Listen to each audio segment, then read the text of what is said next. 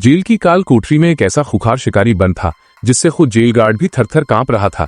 पर हैरानी की बात तो ये थी कि उस बेगुनाह को गलत सेल में डाल दिया गया था। वार्डन की डांट से बचने के लिए गार्ड चुपचाप उन्हें आइसोलेशन सेल की तरफ ले जाता है। दूसरी तरफ बेचारा जैक बिना किसी गलती के सिर्फ मार खाने के लिए मजबूर था, लेकिन उसे क्या पता था कि बाहर उसकी किस्मत पलटने वाली है। पुलिस की इन्वेस्टिगेशन में एक ऐसा चौंकाने वाला खुलासा हुआ जिसने सबके होश उड़ा दिए।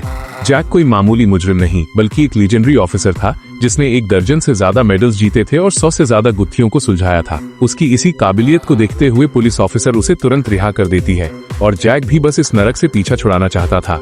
पर कहानी में ट्विस्ट तब आता है जब वही लेडी ऑफिसर जैक को डिनर डेट पर इनवाइट करती है।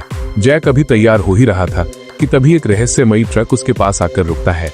उन अनजान लोगों ने जैक को सीधे लफ्जों में शहर छोड़ने और उनके मामले से दूर रहने की धमकी दी और वहां से रफू चक्कर हो गए। जब जैक पुलिस स्टेशन पहुंचता है तो वहां का माहौल बदला हुआ था। डिनर कैंसिल हो चुका था क्योंकि शहर में एक और लाश मिली थी जिसके कत्ल का तरीका बिल्कुल वैसा ही था। महज 1700 लोगों की आबादी वाले इस छोटे से शहर में 2 दिनों में 2 मर्डर ने सनसनी मचा दी थी। जैक जब तफ्तीश के लिए मुर्दा घर पहुंचा तो वहां उसके पैरों तले जमीन खिसक गई। लाश की कलाई पर जले हुए निशानों को देखते ही जैक का दिल दहल उठा, क्योंकि वो बेजान जिस्म किसी और का नहीं बल्कि उसके अपने सगे भाई का था। क्या जैक अपने भाई के कातिलों को ढूंढ पाएगा? आगे की कहानी और भी खतरनाक होने वाली है।